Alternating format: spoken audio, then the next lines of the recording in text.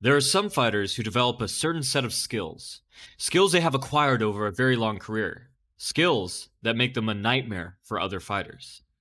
These signature moves and styles, perfected over years of intense practice, serve to both excite the audience and terrify opponents. But every once in a while, another kind of fighter will come along, a true martial artist who fights with not only his body, but his mind. He won't make the mistake of trying to avoid the signature moves and stylistic strengths of the other fighter. That's not ambitious enough. Instead, he'll try to exploit them, counter them, and use it against them. A prime and very high-level example of this was the last fight between Manny Pacquiao and his long-term rival, Juan Manuel Marquez. The two had met 3 times before, this being their 4th encounter. Every single one of the first 3 fights had become classics, with both fighters making a good account of themselves and displaying skill sets built on aggression mixed with intelligence. But at first, no one could have possibly predicted that the two would be so evenly matched. In their first fight, Pacquiao had knocked Marquez down 3 times in the first round. He had managed this by using one of the most unique elements of his style, his ability to create dominant angles using his insane agility and footwork. When Pacquiao fights, he sets up his powerful rear hand by stepping left, placing his lead foot on the inside of his opponent's. Some more informed viewers may be surprised by this, as much has been made about securing the outside foot position in an open stance to ease shots with your power hand. But from an inside position, Pacquiao's jab will beat an opponent's cross, and he can stay safe by using his lead shoulder and elbow to shield himself from attacks. More importantly, Pacquiao's insane athleticism allows him to land his rear hand from an inside foot position. He does this by pivoting off of his lead foot to an utterly ridiculous extent, like a martial artist throwing a roundhouse kick. In the first round of their first fight, Pacquiao conditioned Marquez to this technique until he was wired to defend against it, and then surprised him by stepping outside to the traditional southpaw angle, greatly shortening the distance needed to land his punch and increasing its power. And he did this 3 times, scoring 3 knockdowns in 1 round.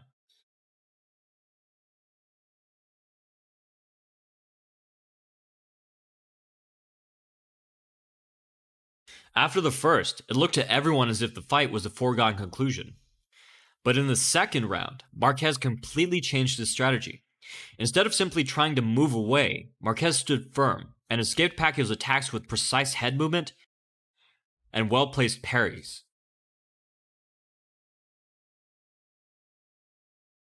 Now, only after he successfully defended the attack would he move, catching Pacquiao by following him as he tried to exit the exchange. For the remainder of the fight, when Pacquiao tried to fade inside to exit off angle, Marquez followed him by stepping forward, at times shifting into southpaw to double up on his rights. Other times, he would stay with him as he pivoted, then attack once Pacquiao had set. Marquez fought his way back from a major point deficit, earning himself a draw. The next 2 matches would be no less thrilling. Both fighters showed new techniques, strategies, and improvements. However, the bouts always hinged around the same basic premise: Pacquiao's ability to create superior angles from which to attack and retreat, and Marquez's ability to punish him for it with powerful counters. But after Pacquiao won both rematches on points, it was clear that Marquez needed a new strategy, one that would not leave his chances of victory in the hands of the judges. In their 4th fight, Marquez came up with a fundamentally different strategy. Rather than try to counter Pacquiao by defending his punches and then returning a few of his own, Marquez now hoped to intercept Pacquiao's aggressive attacks directly. To do this, he would have to walk right into the line of fire. After taking a lot of punishment, Marquez struck gold. By the time what would be the last round of the fight began, both fighters had already knocked the other down. However, it was now Pacquiao who was dominating and looked ready to put Marquez away. Pacquiao double-stepped to the outside, looking to set up his rear hand. But, showing absolutely perfect timing, Marquez sidestepped directly into Pacquiao's path, stealing away his superior outside angle and slipping his punch. At the same time, Marquez rolled hard to his left and managed to just get his head outside of Pacquiao's jab, succeeding by such a narrow margin The Pacquiao's punch glided along his face as he moved in deeper. Marquez then connected with one of the most beautiful shots ever captured on film, and Pacquiao had just leaped right into it. Making matters even worse for him, Marquez's foot had blocked his step, and he now had no footing, meaning that all of his weight was falling forward with no base to catch him. After 4 epic fights, Marquez finally had the victory he had waited so many years for. While many called the shot dumb luck, there have been videos going around the internet of Marquez training this exact shot almost since the fight ended. But if you need more proof, Marquez landed a few similar shots effectively in the early rounds of his and Pacquiao's very first fight. And it had shaken Pacquiao, causing him to retreat. But, oddly enough, for whatever reason, Marquez had seemed to mostly abandon that strategy afterwards, until 3 fights later. Perhaps the takeaway is that it is unwise to give an intelligent fighter 4 chances to figure you out, especially when many of your previous fights were so close. The next example is the phenomenal fight between MMA legends Mirko Cro Cop and Fedor Emelianenko. Cro Cop had just finished slaughtering his way through the entirety of the heavyweight division with terrifying high kicks and bone-breaking crosses. Among these victims was Fedor's own brother. Fedor was intelligent, brutally strong, and very well-rounded, but even he had to be worried about Cro Cop's fight-ending roundhouse kicks. Cro Cop kicked so fast that the human eye often failed to pick up the moment of impact, and it looked to spectators as if Cro Cop had simply kicked over his opponent's head. It's not until slowing down the film that you can make out the true extent of damage done. His body kick was equally terrifying, leaving welts and bruises on his opponent's ribs in the shape of the bones of his feet. This is something that would make many of us roll our eyes if we saw it portrayed in an action film or anime, but Cro Cop just kicked that hard. A big factor in Cro Cop's one-kick KO ability was the way he delayed the extension of his leg until the very last moment, well past the time most fighters performed the action. When opponents tried one of the go-to standards for defending a roundhouse kick, the cover block and parry, they found themselves parrying past Cro Cop's knee, where they thought his shin should already be. Cro Cop would then expertly angle his kick in just the right way to get around his opponent's second line of defense, either going just over their cover block to catch the dome of their head, or just underneath to land a liver shot. As Cro Cop himself put it, right leg hospital, left leg cemetery. Fedor had his work cut out for him, but as it turned out, he was up to the task. Although Fedor would have mixed success defending against Cro Cop's bone-shattering crosses, he was able to neutralize his thunderous roundhouse kicks right away. Fedor did this by layering every single defensive technique possible together on top of each other. Fedor employed a duck, cover block, cross parry, and leg check all at once, covering every single opening on his right side. Fedor didn't knee block every time, and he did take some hard body shots because of it. But it was Fedor's duck, in tandem with his own take on the cover guard, that seemed to give Cro Cop the most trouble. Fedor intentionally high blocks with his elbow far away from his body. This does open him up to body blows, but also creates a slant to deflect kicks over his head. Fedor even managed to hook Cro Cop's leg and throw him into the ropes. After successfully defending several of Cro Cop's most terrifying shots, Fedor felt comfortable enough to turn Cro Cop's own kicks against him. And he did this with a beautiful display of skill and timing. Reading Cro Cop's preparatory motion, Fedor intercepted his southpaw rear leg roundhouse to the head with an orthodox rear leg roundhouse to the leg. Those who have taken a hard kick to the leg without pads know just how painful it can be. And Cro Cop got the full force of Fedor's kick on his support leg while mid-kick. But worse yet for Cro Cop, he had been up on his toes, pivoting into his kick. Watch his ankle as Fedor's kick lands. Fedor had not only neutralized the most feared weapon in MMA at the time, he had found a way to use it against its wielder. Already tired and battered, Cro Cop did not attempt his signature move for the remainder of the fight, and Fedor took a well-earned decision. Next up is a quick honorable mention. Although it didn't affect the course of the fight, Maidana did manage to counter Floyd Mayweather's signature pull counter. Maidana intercepted Floyd's overhand counter with a tight straight punch, moving his head safely offline as he did so. That's a rare display of timing and creativity against an all-time great. Our last example is Prince Nassim Hamed versus Marco Antonio Barrera.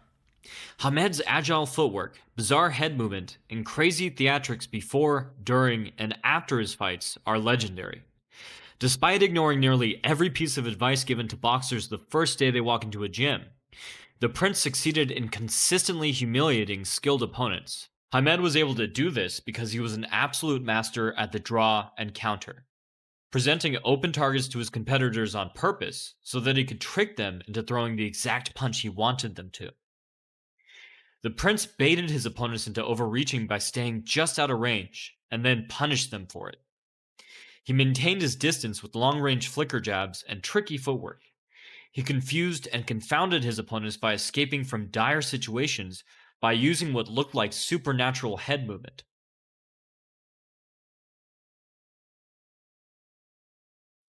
But Barrera did not fall for a single one of Hamed's traps.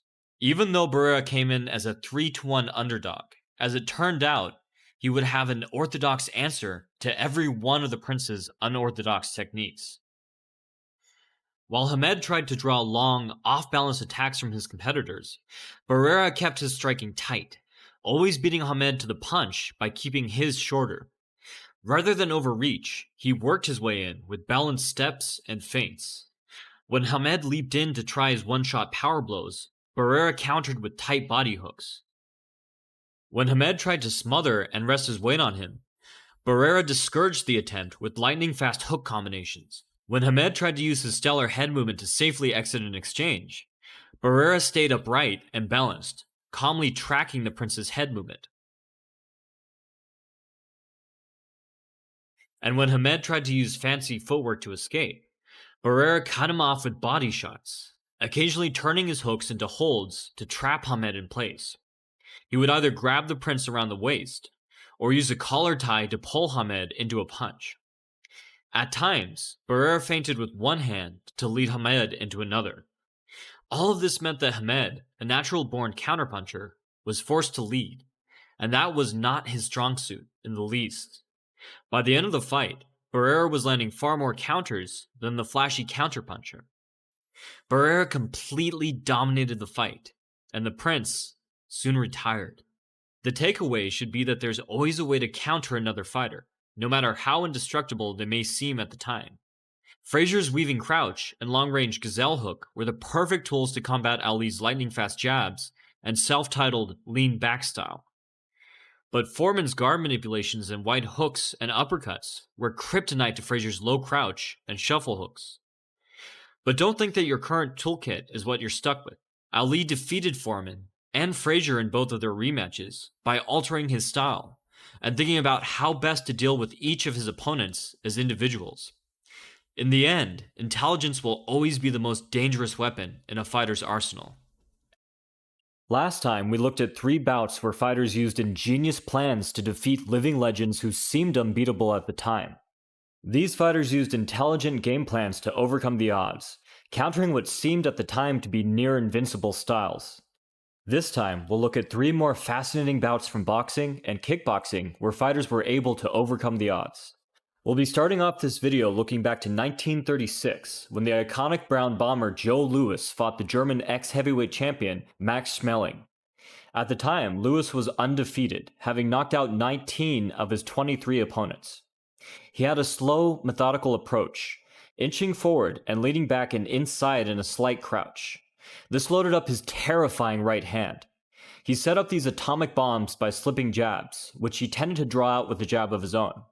It was a simple tactic, but the results spoke for themselves. Schmeling was an older ex-champion looking to climb back up the ranks, and at the time, no one gave him much of a chance. After all, Louis had knocked out his last 10 opponents. But Schmeling had done his homework on Louis's style, having actually traveled to America just to watch Louis fight. What's more, he felt he had caught a weakness in Louis's form. Schmeling had noticed that Louis pawed with his jab. This was usually a boon for Louis, as it let him knock his opponent's guard out of the way as he drew their jab. But Schmeling was determined not to let that happen. Instead, he planned to exploit the fact that Louis dropped his jab after throwing it. On the night of the fight, when Lewis tried to draw a jab, Schmeling did jab back, but he kept his weight back and moved offline, well out of Lewis's reach, leaving him no opportunity to counter with his devastating right. Schmeling was fine with presenting a weak jab to Lewis. The punch he was looking to make a difference with was his own right. And he did just that in the fourth. Schmeling's plan worked perfectly. He caught Lewis with the cross as he dropped his jab, exploiting the brief opening in his guard, and then followed up to knock the brown bomber to the canvas. Lewis survived the round and went back to what he had always known. He found some success at close range, but Schmeling was able to escape quickly back to the center of the ring, keeping Lewis away by stiff-arming his lead shoulder. And in the 12th, Schmeling again found a home for his right. And this time, Lewis could not make the count. It's a telling reminder that in the fight game, only one small weakness can prove the downfall of an otherwise well-developed fighter. Ironically, rather than Schmeling, it was Lewis who would go on to take the heavyweight championship, which led the Brown Bomber to declare that he would not consider himself the true champion until he had defeated Schmeling. The night of the fight, Lewis did show an adjustment with his jab, but that honestly made little difference. The main adjustment that Lewis made was to give up on his cautious, methodical nature and go right for the kill. Lewis had given Schmeling trouble in their first bout each time he got into close range, but all the same, he'd seemed hesitant to make use of that distance. This time, Lewis aggressively closed the distance immediately, bowled through Schmeling's attempt at a frame, and then began systematically tearing apart Schmeling's defenses. Having the confidence to charge in haphazardly is a solution you might see in a Rocky movie, but this one time, it worked.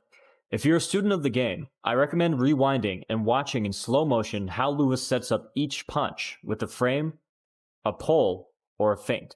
Schmeling didn't make it past the first round, and Lewis went on to an unprecedented string of victories, remaining the champ for years to come. Up next is Ernesto Hoost versus Manson Gibson. Back in the 90s, Ernesto Hoost was arguably the greatest kickboxer in the world. Hoost had powerful knees in the clinch and an insane chopping right roundhouse kick that felled many top competitors. Hoost could set up his roundhouse off of boxing combinations or from the clinch, and threw especially nasty kicks from close to mid-range, his insane hip mobility greatly aiding his power. Gibson's style was unorthodox and electric. He danced around the ring, switching stances and throwing wild spinning combinations. Although he landed some terrific knockouts, nearly every single thing about his style, from his short-bladed stance to his lunging side kicks, made him vulnerable to leg kicks. And he was about to fight the man who specialized in just obliterating his opponent's legs. But, as it would turn out, Gibson had some tricks up his sleeve. To negate Hoost's knees from the clinch, Gibson grabbed behind his legs like a wrestler and turned him, hooking his leg if he attempted an attack. When he couldn't get a grip in time, Gibson used a crossguard to protect himself, and then landed well-timed counters. But the truly impressive thing was the way that Gibson handled Hoost's leg kicks. A bladed stance leaves the back of your leg exposed, and gives you far less time to turn your shin outside to check. But Gibson had the novel idea of going with Hoost's kick. He stepped inside to dispel the force, and then would follow up with a spinning back fist. As has been mentioned before, Gibson loved to spin. It was essentially the Dutch idea of trading a leg kick for a harder one while the opponent is still resetting. But instead of replying with another roundhouse, Gibson used a back fist. Gibson's footwork was also giving Hoost trouble. Gibson used lateral movement to switch stances and create deceptive angles. Hoost was left swinging at air several times, even trapping his own leg on the ropes. Still, it wasn't all smooth sailing for Gibson. His spin kick attempts were falling victim to Hoost's intercepting leg kicks. Yet another factor was Gibson's lead leg side kicks. Like Wonderboy Thompson does today, Gibson switched to southpaw to attack with lead leg side kicks and keep the distance. But while Gibson was often able to stop Hoost in his tracks, he was incredibly vulnerable once he completed the kick and set his weight down. Gibson tried to rechamber instead, but over time, Hoost realized that he could just attack Gibson's rear leg as he kicked. All the same, in the last round, Gibson countered one of Ernesto's hooks to land a superb spinning back fist, dropping him. Now that Hoost had tasted Gibson's spinning back fist, Gibson was able to use spinning as a feint the remainder of the round, following up with real attacks. And then Gibson put Hoost on the ground one more time before the round ended, assuring his victory. Or not. The judges ruled it a draw, triggering one more round. Gibson started that round off with a bang. While side kicks are vulnerable to roundhouse counters, round kicks are vulnerable to intercepting side kicks. Gibson scored another knockdown, sending Hoost back to the canvas. Hoost got up, showing a fierce determination to win, and Gibson clinched, blocked, and danced for the remainder of the round. The round came to a close, and this time, the judges made their decision final, handing Gibson a split decision loss. So technically, it's cheating to put this one on the list, but I feel Gibson deserves some recognition for what many, if not most, would have judged a win over perhaps the greatest kickboxer of all time. The next bout we'll be taking a look at is the first fight between Ken Norton and Muhammad Ali. Ken Norton was a talented heavyweight with a great jab, good fundamentals, a cross-block defense, and a powerful punch. All the same, no one gave him much of a chance against Muhammad Ali, basically because it's Muhammad Ali. But for Norton, this was his one chance at a better life for himself and his child. While Ali didn't train seriously for Norton, Norton trained and prepared like a madman. And what's more, Norton's coach was the great Eddie Futch, the same man who had coached Frazier and devised the game plan that led to Ali's first and only defeat. Futch decided that the key to defeating Ali for Norton was to take away Ali's jab and establish his own. The night arrived, and within the first few rounds, it became apparent that Norton would be no bum of the month. Usually, Ali would jab and then use his incredible speed and head movement to evade any incoming counters. So, Futch told Norton to jab with Ali at the same time. When he jabbed, Ali brazenly flared his rear hand to aid his reach, counting on his incredible reflexes to keep him safe from counters. But this meant that for a brief instance, his jaw was wide open. What's more, Norton had found a tell. He noticed that Ali's pec twitched just as he started his jab, and he used this cue to time Ali. Once Norton had taken away the foundation of Ali's style, he began to build off of his own jab to counter, corner, and punish Ali. It's been said that he who controls the left controls the world, and Norton was proving it. But midway through the fight, Ali began to dance, using his footwork to cut angles and escape unharmed. To everyone watching, it appeared that the greatest had taken back control and was on his way to one more victory amongst many. But even when he was young, Ali could not dance for every round. And as the fight came to a close, Norton came back hard. At some point, Ali claims the second and Norton the 12th. Norton shattered Ali's jaw. Ali didn't show it and fought on, but Norton had done enough to seize victory, and had his name immortalized in boxing as one of the few men to ever beat Muhammad Ali. The two would fight 2 more times, but that's probably a story for another time. Thanks for watching. From the Modern Martial Artist, this has been David Christian, wishing you happy training.